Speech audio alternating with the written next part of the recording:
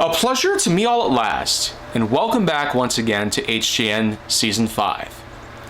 So I'm quite honestly stoked about talking about more animals here, and it's a good thing that I will be doing so, because we're starting to get a bit of chills here. Being that we're at the end of October, it does make sense. A lot of things are going to be happening here.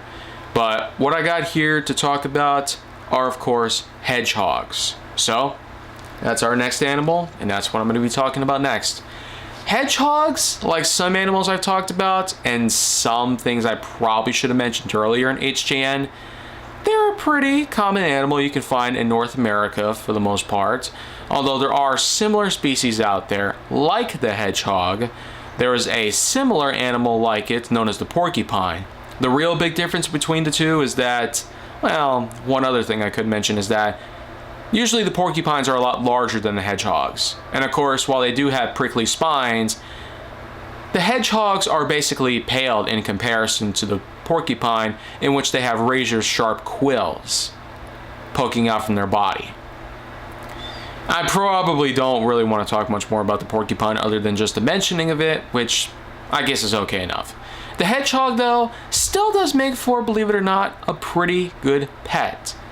I actually remember a while ago, and I mean a while ago, probably 20 years at least, which I actually took care of a hedgehog named Pickle.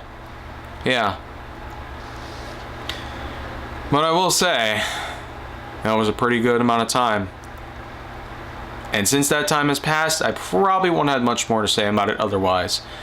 But still, the hedgehog, they do have themselves a good diet, and they do have themselves a good lifespan, pet-wise.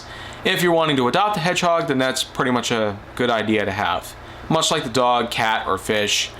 Again, I could have spoken about the hedgehog back when I was talking about pet animals weeks ago, but I guess I just never did so. So, it is what it is.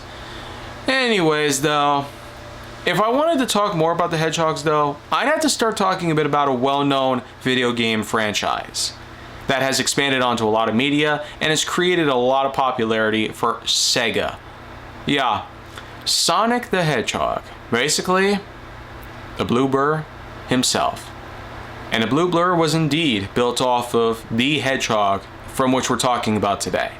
So, apart from that little connection I could make when it comes to talking about the hedgehog, I unfortunately don't have much more to say.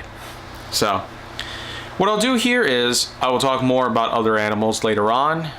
And if you want to see more go down on my channel, then make sure to like, subscribe, comment, follow me wherever you can find me, and stay on the Hollywood side.